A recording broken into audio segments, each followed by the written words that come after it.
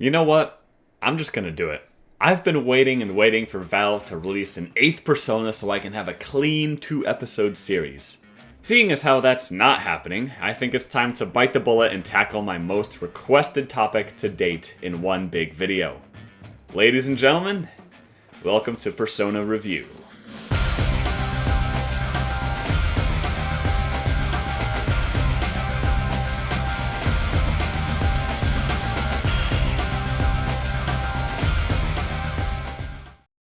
Okay, to start us off, we're gonna go with the criteria. It's gonna be the same criteria I used back in Arcana Review, that criteria being visual design, lore, spell effects, voice lines, and animation. I give all of these categories a rating out of 10 and average them all for an overall score.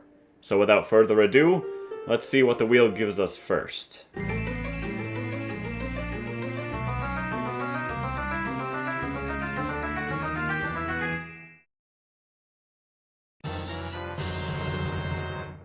Invoker. Funny that we should get this one first, as it was the first Persona that Valve ever released. Anyways, this Persona is a take on a much younger Carl. We see a lot of design elements that are similar to the default variant, such as the interior of his collar being pink and gold trimmings on everything. But when I look at the two side by side, I can't help but notice flower motifs. Invoker's default robes are bright and white, with many petals, and his collar almost feels like a rose. He's in full bloom, as it were. Looking back at his younger self, all of these bright colors are almost entirely absent from his attire. His tunic is a dark blue, most of his mantle is this deep purplish brown, and his pants and shoes are very lackluster. His collar only has 2 petals. He has yet to bloom into his full power. Now, beyond the flower motifs, there is one major design choice meant to invoke a sense of childlike whimsy, and that's the button and ribbon. It is overly saturated, even garish, and the ribbon does not match the gold trimmings at all. The button-ribbon combo is almost comically large, where I think a design without it, or with a more muted palette, could work decently well here.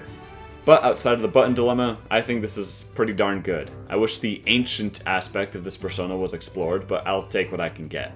8 out of 10. The lore of this persona has been making me hold my breath since 2019, and for some reason, I have a sneaking suspicion that Valve is going to do absolutely nothing with it. I mean, look how long it took them to do something with the base hero lore. But whatever. For the non-lore people, the bio of this persona explains how Carl loved magic as a kid, but didn't love the authority of his teachers. So after stealing a bunch of magical texts from his headmaster's secret archives, he devised a spell to bring him to the current day, where no teachers can tell him what to do. One problem, he is now tasked with fulfilling Adult Invoker's destiny, which means battling in the War of the Ancients. This also has the potential to mean something entirely different, but we'll likely never know. Should he fail, or choose to not do it, all timelines would collapse. I feel like the lore of this persona clashes with the lore of Dota 2 a lot, mostly because it concerns itself with time travel. In the Dota universe, just before an ancient loses, it restarts the timeline, giving it the ability to try again and change things. Maybe Juggernaut is better at swordsmanship, maybe Sniper has a different gun, or isn't my position 5 support. Maybe they decide that Roshan's Tarn is in a different place. This effectively means that every game of Dota 2 is canon. Now, when looking at the Persona lore through this lens, any tension built up by the line, "failure to accomplish his elder self's fated mission will result in each timeline's certain demise," is lost. This cannot work with the in-game lore. People playing with this Persona have likely lost thousands of times collectively. Does that mean that everything is over? Now, you might say that the Ancients' control over the timeline supersedes the time travel spell Invoker used. But that, in turn, would erase any stakes propped up by the lore bio. It's either all or nothing, and neither of them work here. Time travel shenanigans like this just can't be written in without care.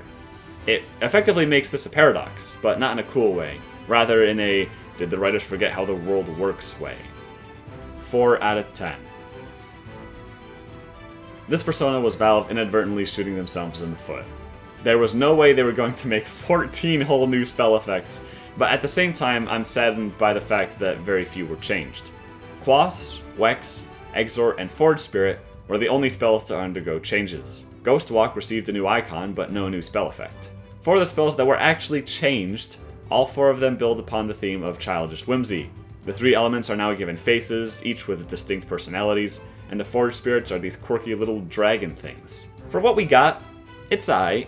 I can't help but think of how the tone of these spell effects clash with the lore, but we're trying to ignore the lore as much as possible here.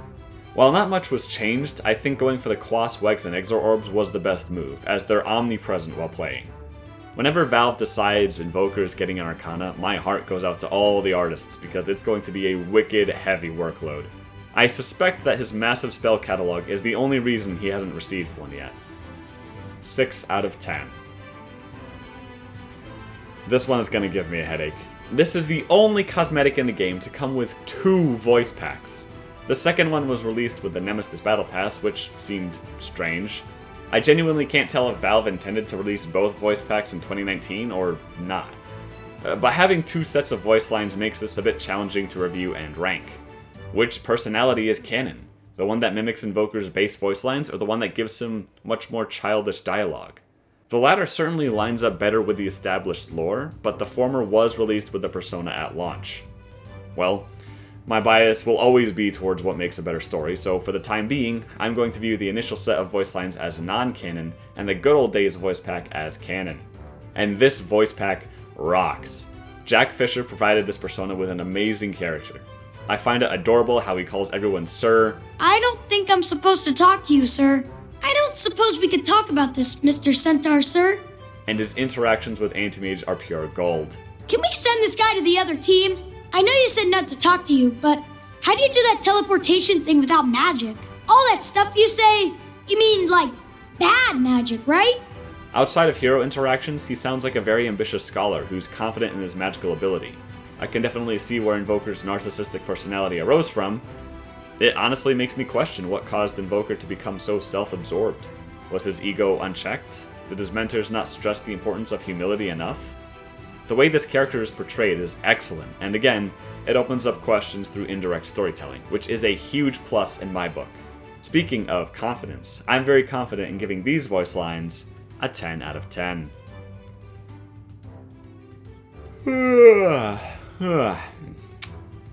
Alright, let's open up a demo and see what we're working with.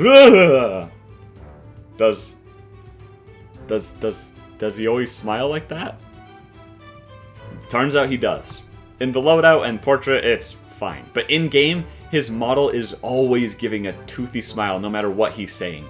This results in some very uncanny facial expressions. But it doesn't detract a lot from the persona for me.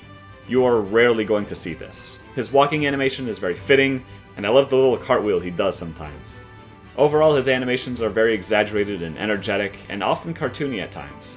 It fits perfectly into the whimsical vibe of this persona, but I can't help but feel it diminishes any gravitas suggested by the lore. Right, we're ignoring that. 9 out of 10. For the first persona, it's not bad. The lore drags this thing down a ton, and as a result, it's gonna get a 7.5 out of 10. I really wish Valve found some other way of writing younger Carl into the game, because he's such an enjoyable character. Well, on to the next one. There's actually a decent chance we get the entire Persona roster in order, but enough of that. Let's see what we got.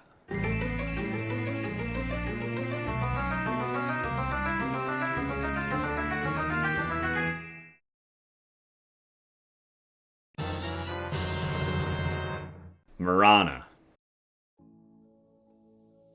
It's the biggest piece of dog shit. It's bad. This is not good. It's better than Mirana's base model, but this thing looks atrocious. I'm sorry. It does not mesh at all with the game's art style, and the texturing on Sagan is incredibly awkward. It feels like he doesn't have any fur, and his tail is just this oblong assembly of polygons that stick out like a sore thumb. I actually cannot believe how dirty they did Sagan. At least give him some fur texturing or something. Mirana herself looks fine. It's of course based on how she appears in the anime, but I can't help but feel that the facial structure is just off. Here's what Mirana looks like in the show, and here's what she looks like in the game. You see what I mean? They got Davion's face right, but not Mirana's? I get that Valve wanted to promote the anime and nab a pretty penny off of anime fans trying the game, but at the cost of the game's artistic integrity? I don't know. 3 out of 10. I'm gonna have to watch the anime again for this, aren't I? The first season of the anime was the best, and I enjoyed following Marana's character in it. It was compelling, and watching her go through her struggles of faith and identity were well written. And then seasons 2 and 3 came around. Here we go. Marana is the main focus of season 2, and yet has the least agency of all of the main characters. No, except Arath. The show just gives us backstory through flashbacks and all that. She doesn't grow as a character, she doesn't change. We just learn where she came from. The story is happening to her, she's not an agent of change in the story. That's a big problem. Of all the avenues they could have taken, this was the least interesting. And at the end of Season 2, it's revealed that she is the Eye of the Worldworm? First of all, how? Second of all, why? What does this random plot reveal twist do? Is this hinted at during the show? Well, no. So is the audience just supposed to accept this without thinking? Yes. It's things like this that turn the Dota anime from a really interesting story with enjoyable characters into background noise that makes you look up from your phone once a fight scene starts. And in Season 3, Marana ascends to a goddess status via her power through the Eye of the Worldworm. And, I hate to go back to this again, but for those that don't know, this Worldworm is essentially the god of the universe, meaning that Marana is an embodiment of the creator of everything. And at this point, the show has jumped the shark. I don't know how on earth the viewer was supposed to piece this together or rationalize this, but this is ridiculous. They had an amazing character in Season 1 that was grounded, believable, and relatable. What purpose does this serve thematically? Even if they wanted to go down this road, how about maybe we explore how Marana handles this information? The mental effects of realizing what being a god means? No? Okay. 4 out of 10. The spell effects here leave a lot to be desired. Like, a lot. Leap and Moonlight Shadow are left completely untouched, while Sacred Arrow gets a new model and some dust particles. Starstorm looks amazing though. Genuinely, this is the best looking ability that Marana has out of her entire cosmetic lineup. The angle at which the mystical arrows fall give the ability some nice dynamicy, while still looking like Starstorm, rather than other visually similar abilities like Overwhelming Odds. It's an amazing spell, and I wish this flashiness translated to at least Moonlight Shadow. 4 out of 10. Voice acting for a television show is quite different to voice acting for a MOBA game. Both the writers and Laura Pulver delivered an excellent performance. I especially like this specific voice line for Moonlight Shadow. I trust everyone was out of sight. It's not generic and ties into the gameplay. Marana trusts everyone is out of sight because if anyone is in sight, the enemy team will know that Moonlight Shadow was used. The monologue she gets was also pretty nice, and name drops Way of all people. I will say there are some issues in the monologue, as sometimes Laura Pulver's breaths will be caught between voice lines. Why these weren't edited, I have no idea. Besides that though, this is an impressive voiceover that brilliantly transitions Marana from the anime into the game. 9 out of 10. The animation of this persona really doesn't impress me. If you look closely, it's alright, but it feels like a lot of details are missing or were done poorly. The animation for Q is fine, but I wish there was more to Sacred Arrow. It's pretty similar to the default. I wish we saw her draw the arrow out from her pack instead of an empty hand. Leap is where it's most egregious in my opinion. About 75% of the way through the spell, the animation just stops and returns to the normal idle pose. I have no idea why the animators did this. It looks unfinished, no landing animation or anything. It's actually somewhat baffling. As for her ult, well, there's nothing. No ultimate ability animation. Not even a magic hand wave. It's actually quite depressing how poor the animation for this persona is. 3 out of 10. Overall, this persona gets a 5 out of 10 from me. It's astounding that this thing was released alongside the Drow Arcana. Parts of it feel unfinished, Sagan's model quality is really bad, and it's pretty obvious that this was an attempt at squeezing more money out of the anime, since Season 2 was on the cusp of release at the time. With Murano wrapped up, we return to the wheel. Onto greener pastures.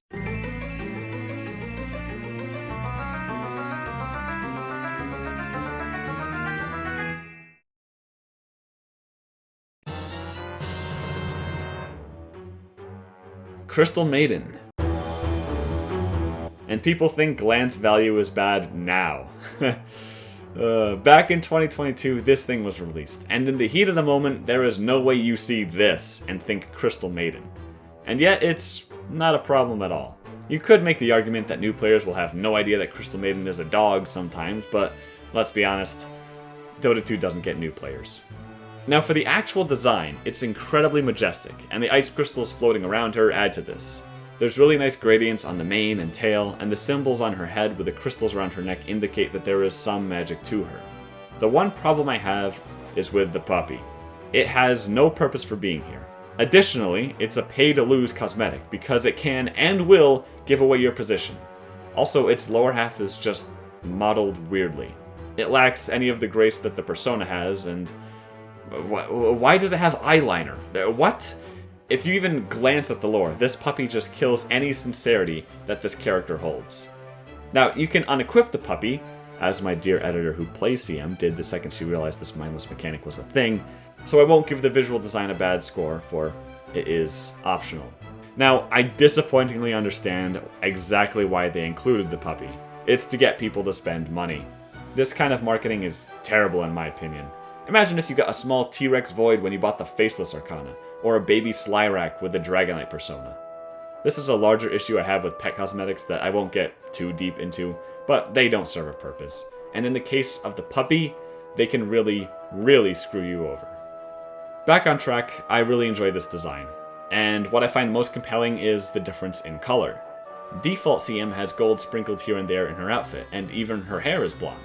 In the persona, it's all silver, removing all warm colors to communicate just how cold this dog really is. It's a nice detail that I don't think is talked about a lot. 8 out of 10. This persona dumped a good amount of world building upon us, without providing much substance. This wolf is but an avatar of something incredibly ancient. Ancient enough to recognize Night Stalker. Ancient enough to remember glaciers of an ice age long past which used to cover the battlegrounds. Ancient enough to know AA on a first name basis. We actually get to know exactly what this thing is through the voice lines alone. I am the conduit, through which all frost magics of the world flow. Only when a worthy student rises, might I materialize to step from Blue Heart's core, to choose one who must carry the secret burden of the living, and keep a world of chaos clinging to a semblance of balance.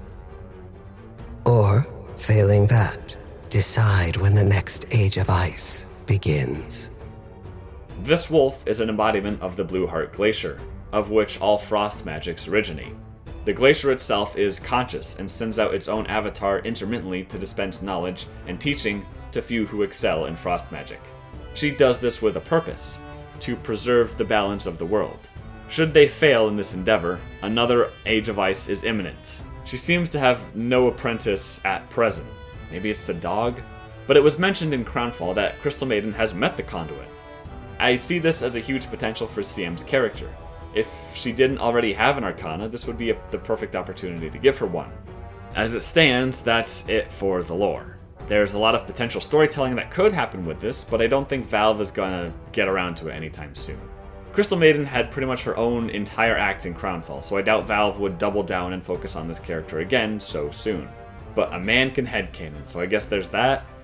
Many people think that Crystal Maiden is her student currently, and while there is some evidence of this, I don't think it's very compelling.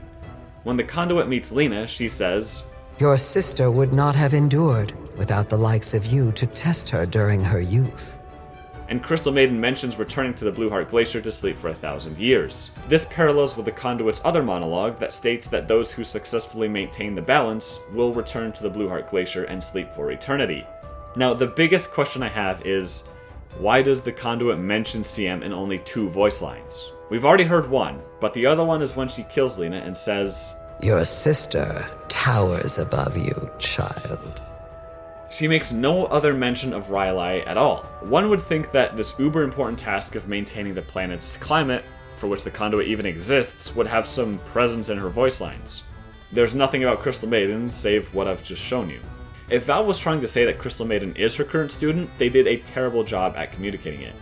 Therefore, I can only conclude that the conduit has no student, and perhaps that is the reason for her presence on the battlefield.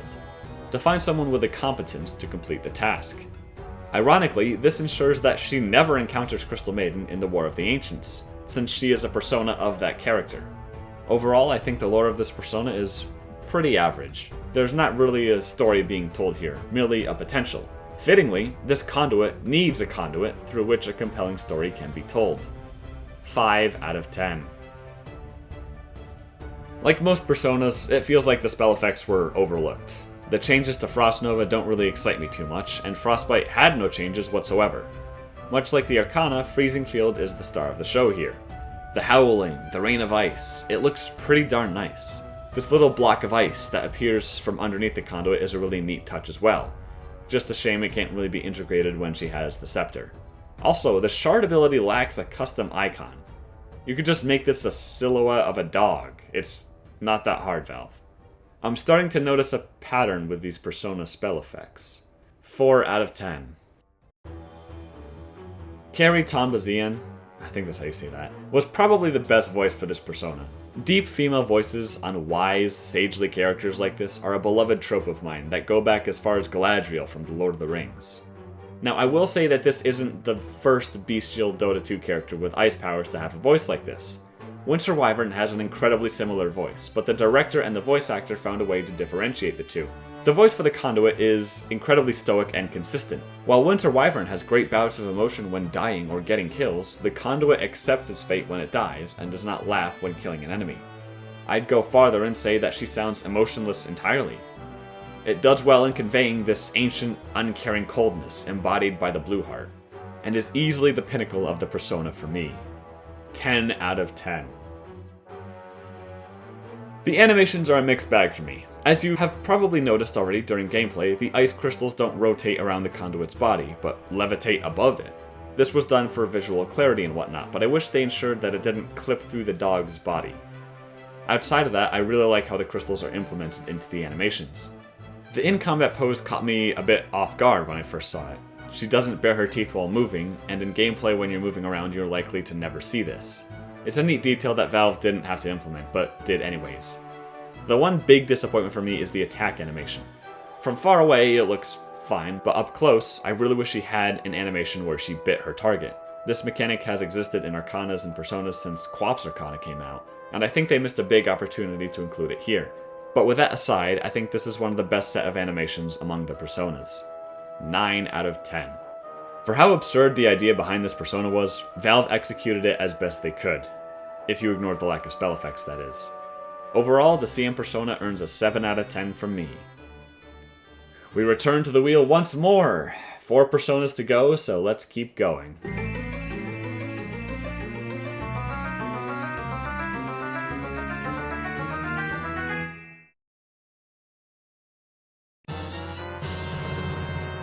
Anti-Mage. This persona doesn't borrow much from the original Anti-Mage's design. The leg wraps are reminiscent of Anti-Mage's collar, but that seems to be about it. The promotional art for this one has some very notable differences though. First off, they made a great choice changing the weapons, because what are these? The new weapons are way better than the promo art, but I still have a few issues with them. The gold coloring kind of works. It makes the weapons distinct from the character, but the whole theme of this branch of monks is, my blades are an extension of my will. I figured that would promote oneness between the blades and the wielder, rather than differentiating them. The tassels are a great example of this. They're a similar color to her hair and resemble her ponytail. Speaking of hair, I'm very curious to see if dyeing your hair a maroon color is part of the practice, or if Anti-Mage and Wei just have that color coincidentally or something. The tattoos are also a source of curiosity for me. They're all blocky and geometric, save for the ones on her face, where they're sharp and angular. Her clothes and her blades all have this blocky aesthetic in their designs, but her face tattoos are entirely different from everything else. Sharpness of the mind, hardness of the body would make the most sense, and lines up with the practices of Turstakuri. The visual design does an excellent job of communicating the ideals of Turstakuri, save for the gold on the weapons. It's competent, believable, and the model quality is up to modern standards. 9 out of 10. This persona was one of the lucky ones with the fact that it got a comic. The comic isn't very long, but it gives Wei a place in the world. I'd say the most interesting thing about the comic is seeing Silencer and Anti-Mage interact with each other, and also the jarring lack of thous and thines in Anti-Mage's dialogue. The lore bio communicates the same thing as the comic. Is Wei ready to take on the world? Let's find out! And then no finding out ensued afterwards, as is tradition. Now when it comes to where she came from, this is where things get tricky. When you listen to her monologues, she stated that she sought out the Anti-Mage, but then later on goes to say that her caravan was ransacked, and she was saved by Anti-Mage as a kid. This can make sense if Wei was a fan of Anti-Mage while young, but why would a child ever idolize a radical monk that hates magic? It's like if a toddler got really into Ted Kaczynski. It doesn't add up. You could interpret sought out to mean that she followed him in his practice willingly after her rescue, but the voice line really doesn't communicate this all that well. But let me stop overthinking the voice lines. Getting back to the main lore, Wei is Anti-Mage's student, and seems eager to begin slaying wizards. She seems to have a troubled upbringing, as she never got along with the other kids at the monastery. Nevertheless, Anti-Mage was written to be a really good dad for her. It's wholesome to see, but I think I'd need more interactions between the two to believe this. Anti-Mage always seems like a lone wolf type to me. His stubborn closed-mindedness seems to indicate he doesn't really work well with others. The lore of this persona works for the most part. For how much Wei talks about this wholesome father-daughter bond, I wish we got to see more of it. Show, don't tell would have gone a long way here. So despite this one being rather shallow compared to other personas and arcanas, I'll still give it a 6 out of 10 for its troubles. This persona has no spell effects. Yeah, it's kind of weird. I understand why. Both the persona and the default hero are using the same exact powers, but they could maybe have Wei's spells look a little wonky or different somehow. Something to distinguish that she's still a student, learning the ways of anti-maging. Currently, there's not a single difference between the persona and the default, so I'm gonna go ahead and give the lowest score I can, 1 out of 10. Valve really got Laura Bailey in the studio for this. Quite an insane feat, but the endless money that flows into Valve's pockets always ensures they get big names for stuff like this. For the actual voice lines, I really wish these were written better. Some lines I find really entertaining, while others are borderline millennial writing. Well, I'm fighting alongside a bug. Didn't see that coming this morning. When I woke up this morning, I didn't think I'd be fighting a deer lady surrounded by butterflies. If I ever drop a thy or a thine, just end me right there. Speaking of thy and thine, I was heavily disappointed to see this way of speaking absent from the persona. I always thought that the people from Turstakuri just spoke in a Shakespearean dialect, but nope, I guess Anti-Mage is just a weirdo. Her interactions with other characters are adequate. I was really hoping her voice lines when interacting with mages would be harsher, but it's really not. I mean, when she kills Invoker, she only says, I take no joy in killing a father. Which, like, first of all, she doesn't react like this when killing Pangolier or Ursa. Second of all, this feels like this was a tease for the anime rather than something the actual character would say. This was the first time we learned Invoker is a dad, and the only other place we learned this is in the anime. There's a few other anime references here and there, which wouldn't be too bad if the anime wasn't entirely different from the game canon. That's a topic for another video though. Wei's voice lines could use some better writing, and could lose all the anime shilling. Laura Bailey works wonders with what she's given though. 7 out of 10. The animation here is fine. Nothing in particular blows me away, but it is competently animated, and this was on purpose. For other fighter-type characters, their character is animated into them. For instance, Pangolier is a renowned fighter, but he doesn't fight with discipline. His moves are flashy and showy. You get a sense of who this character is by watching them move. But in Wei's case, all of that is absent. She adheres to discipline, and discipline has no room for character. She must hold a certain stance, attack in a certain way, blink with precision. She's been trained to do all this stuff her whole life, and even if she has a decently interesting character, she's doing it by the book. and that adherence to the character concept earns a 10 out of 10 from me. Valve could have animated her in a more rebellious, thrashy style, but chose not to in service of Wei as a character. This persona earns a 6.5 out of 10 from me. The lack of spell effects is appalling for something released in 2020, and the lore really could be cleared up just a bit if they cared enough. Looking at these last three, the yapping hasn't even begun. Let's get rolling.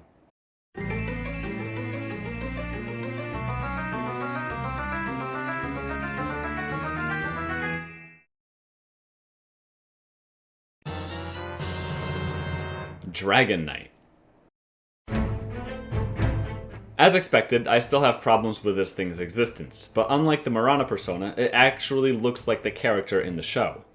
This might be a bit of a hot take, but I really appreciate the design of his armor here. Default Dragon Knight has a lot of dragon elements integrated into his gear, but in the persona, it's much more practical. It's believable, and while it might not entirely fit into the world of Dota 2, I think it makes for a great design. I think my favorite part of the design is this wrist blade thing that he uses for Dragon Tail. It has a serrated edge, implying it's used for cutting through dragon flesh, which I imagine is very tough. I don't know why it's used as a stunning tool considering its sharp edges, but who knows what sort of magical properties it has. It glows without a visible power source, so its capabilities are pretty unknown for the most part. I like the additional helmet and broken sword as they offer some tweaks to the persona that I personally prefer. It does have some basic design, but the Dragon Knights are not here to be flashy, they're here to do a job. As for Slyrak, they absolutely knocked it out of the park. The red and black styling here is excellent, and the other facets are equally as nice. Despite the crimes against Dota 2's art style, I'm going to give this an 8 out of 10. This is pretty much the same story as Mirana. He becomes such a non-character after Season 1, it's kind of sad. Season 1 Davion was a really interesting character to get invested in. He had a dynamic mentor-student relationship with Caden that became incredibly tragic, and the scenes where he interacts with Slyrak and the other Eldworms were awesome character moments.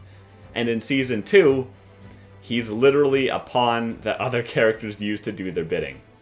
What happened, man? Season 3 is just... Look, the plot of Season 3 is so convoluted, it feels like characters are just acting in service of the plot, rather than engaging in behaviors that make any sense for them as individuals.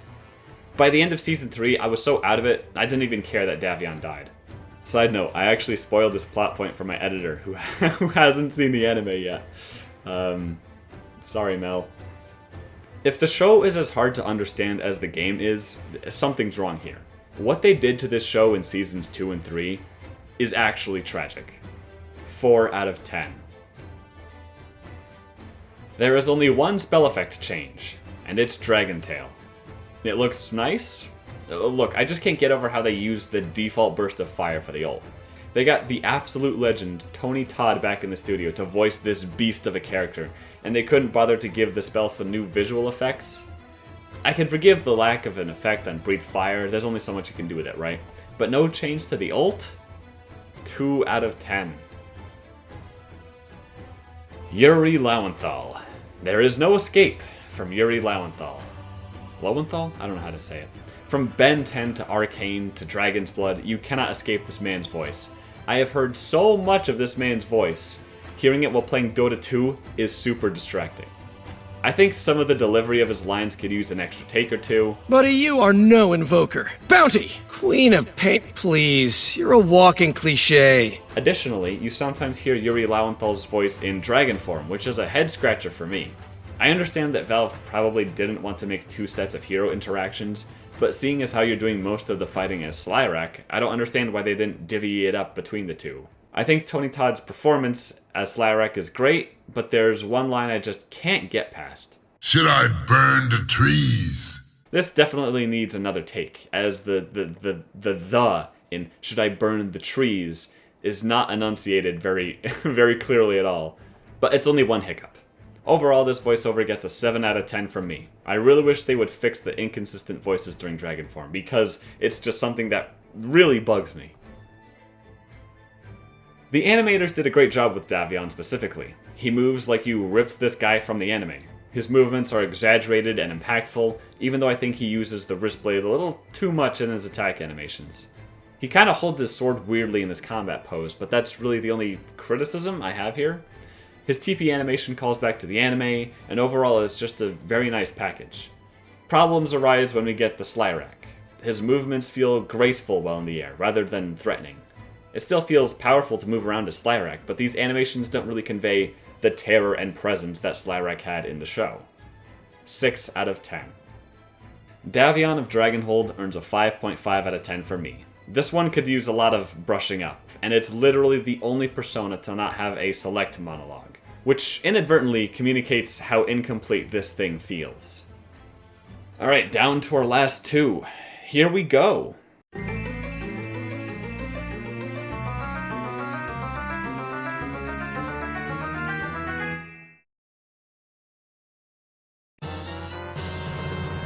Phantom Assassin.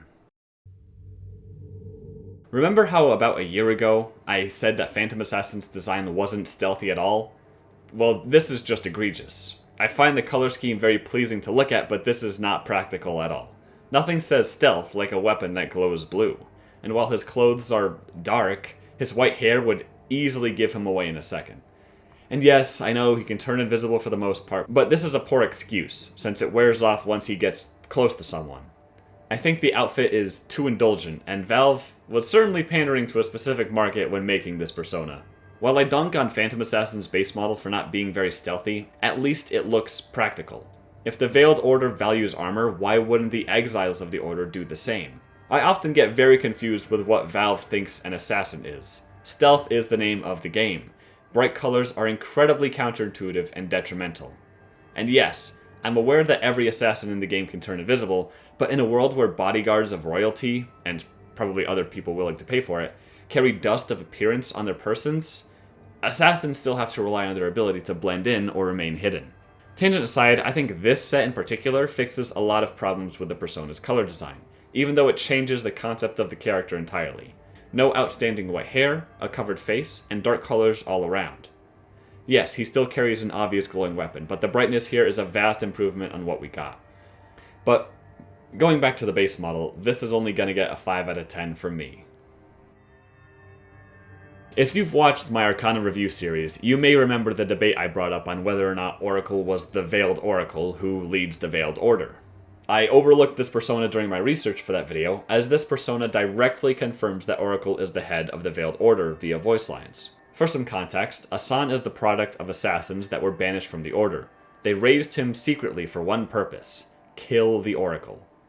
But the way this lore bio is written hints that the Oracle did not create the Veiled Order, but usurped it. Asan the Exile has spent a lifetime in pursuit of a single purpose: to destroy the false prophet that his teachers blamed for the corruption of their once sacred faith. This line opens up many more questions. If not Oracle, who is the founder of the Order? How long has it existed? How long has Oracle ruled over it? How did Oracle usurp it? Why did Oracle usurp it? Well, I think I have a decent answer to those last two. Oracle has an incredible talent to not only see the future, but tell it. He was thrown out of his home universe for abusing this power, and is now at large in ours.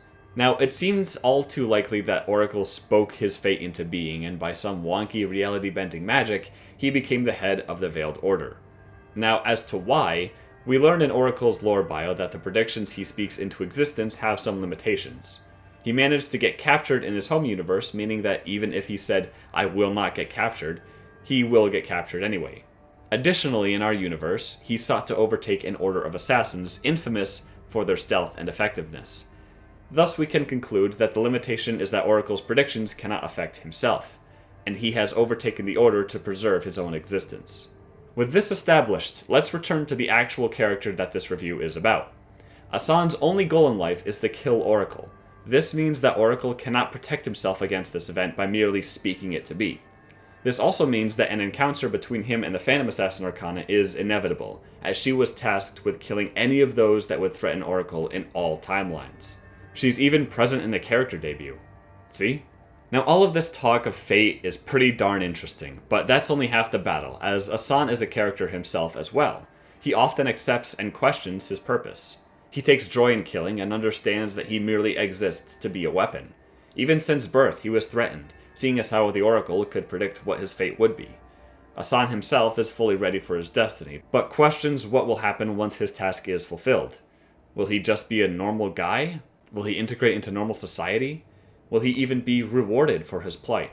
These all go unanswered, either because the exiled assassins want him to focus on his solitary goal, or because they don't really plan on doing anything with him after his goal is complete. It could entirely be possible that both are true. The writers cooked with Hassan's lore, and it's one of the 2 reasons I will always use the persona over the Arcana.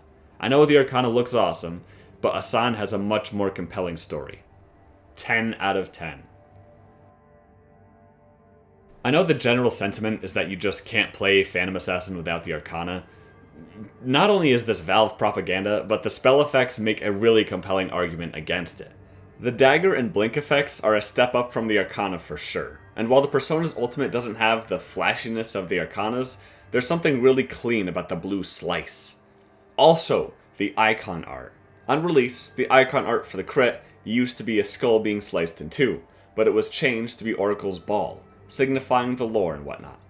A change that Valve didn't have to do, but calling attention to the lore is always a win in my book. Fan of Knives has some particle effects, which are very welcome. Unlike the Arcana, the knives that stick in the target actually glow the right color. Blur is also impressive, as there's not a whole lot you can do with this spell.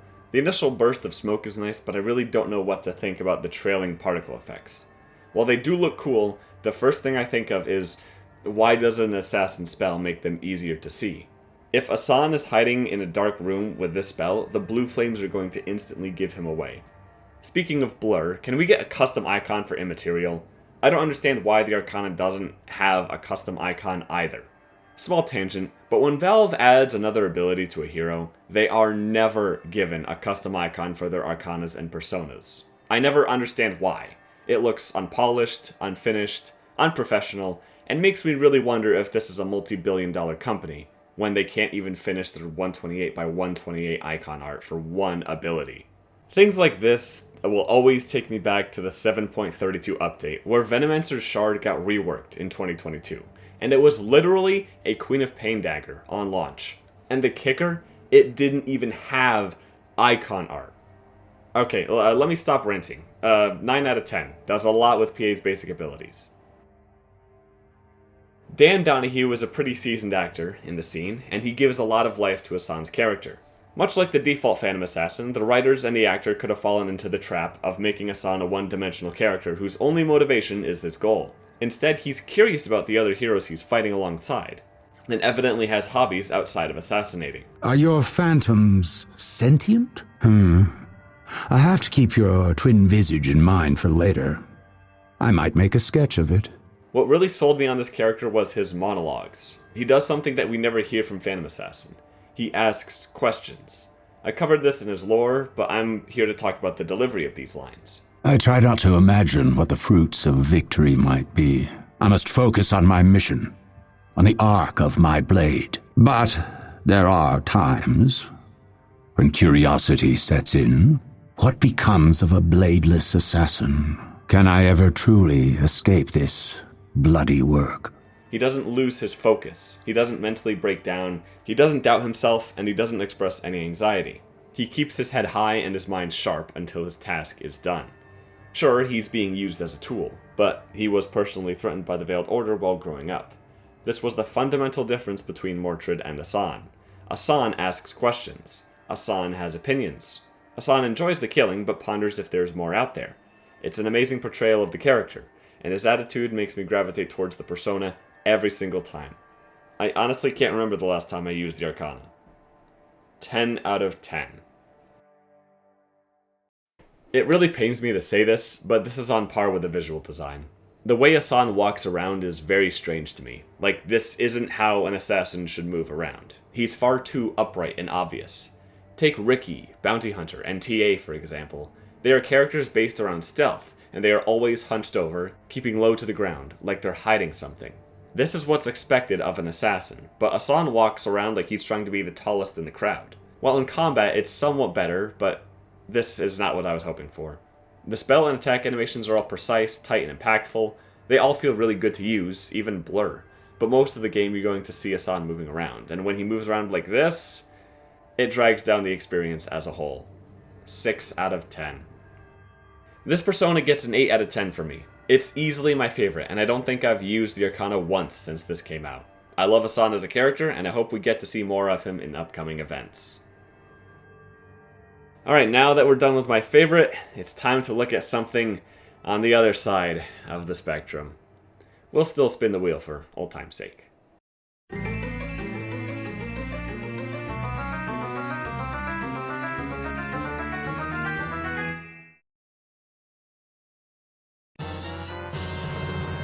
Pudge. I despise this thing. I see it in every treasure, I see it in half the games Pudge is picked, I see its big, dumb, woolly face every time I blink. I cannot stand this persona's existence. I think Pudge is the least interesting character you could give a plush version of. It's expected, lazy, and adds nothing to the character, and barely is a character in its own right. While Invoker's persona was equally childish, at least we gained some new perspective on the character. This thing is just Pudge, but a doll. The most interesting part of this character is that it wields sewing equipment, but it uses said equipment to tear things apart rather than put them together. I will be fair, this is a unique twist. So, for now, even though I detest this thing, its visual design will get a 5 out of 10 from me. The lore of this persona is pretty much non-existent unless you look at the voice lines, and even then there are some problems. The lore bio we get just explains that the toy butcher exists, and yep, that's it. It roams the toy box, tearing other toys apart. Now, from the voice lines we discerned that a noble girl from Crimwall had a fascination with the real Pudge. This girl had been abandoned by her family and left to her own estate, where not even the servants cared for her. So she hired an enchanter to bring to life a Pudge doll that she made. It's implied that when this happened, the doll killed both the enchanter and the noble girl. The logistics of this greatly confuse me. In the game, yes, the Pudge doll is human-sized, but lots of Dota 2 characters are supposed to be larger than they are in-game. Prime example, any of the dragon characters. In the opening, we see Pudge sitting on the table, and he looks no bigger than a human head at best. I don't reasonably see how a doll of this size could threaten the enchanter. My editor says someone never saw Child's Play, and indeed, I'm not 1,000 years old like she is, so I in fact have not. But couldn't the enchanter just reverse the spell if the doll got violent? I don't think this backstory offers any more substance than the lore bio. It's reminiscent of Frankenstein, kind of? But it still does a terrible job at getting me invested in the character. It entirely relies on, hey guys, here's Pudge, but he acts goofy, and he's a plush toy. It really feels like they didn't try to make this thing interesting at all. 2 out of 10. The string physics on the hook is really the only interesting detail here. Everything else is annoying or really lazy. Like, rotating shields? Really?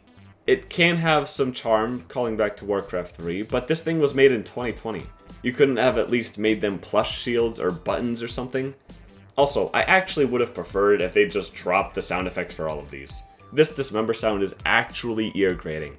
This is a 2 out of 10, only because the ability icons are decently creative. I really hope John Patrick Lowry got a fat paycheck for this one. I will admit, it's kind of funny to see a more innocent version of Pudge, especially when he's dismembering someone and doesn't know that everyone's made of meat instead of stuffing. Your insides are all weird. What kind of stuffing is this? Some of his interactions with other heroes are pretty entertaining, but some of them just bring out an episode of anguish in me. Good dogger! Hey, also, why does this plush doll try to get involved in the relationship of two cosmic beings? I saw you in Mars. What's that about? This dives into a habit that Valve likes to do more often than they should, where every new character has to have interactions with everybody. Back in the day, hero interactions were rare, yet welcome. It was a small way of connecting the characters and the world as a whole. But do we really need a voice line where Pudge compliments Batrider on his bat? Do we really need a voice line where he guesses that Mars' first toy was a spear? These don't add any substance to the character, and it feels really out of place for this thing to be dropping lore bombshells. It's a deeper issue with how Valve integrates characters into Dota 2, but that's for another video. For now, these voice lines get a 5 out of 10. I really can't stand the way they sound. Opposite to PA, this is my favorite part of this persona. They really nail the doll-like movements, especially in the channeling animation. The victory and defeat animations also give some insight into this character's nature. His tools are also alive to some extent as well. Overall, it's very competent for what it's trying to be. Not that I like what it's trying to be, but it had some great execution on Valve's part. 8 out of 10. The animation was the saving grace for this persona, and it manages to land a 5.5 out of 10. I really don't like this one, and the less time I spend thinking about it, the better. Now, this wouldn't be a review video if I didn't see what you, the viewers, think. I put up some polls on some Discords and Reddit to see which persona you all think is the best. Here they are, laid out in order of votes. For Dragonhold! Come, Sagan. We ride to battle. Hi, I'm Punch. Wanna play? I am the conduit. Call me Asan, Bane of Phantoms. Invoker! The anti-mage has arrived. You know, I can't say I'm surprised. Anyways, this has been Persona Review. Thank you all for sticking around this far into the video. Every second of your time you give is another smile on my face. God bless, and until next time.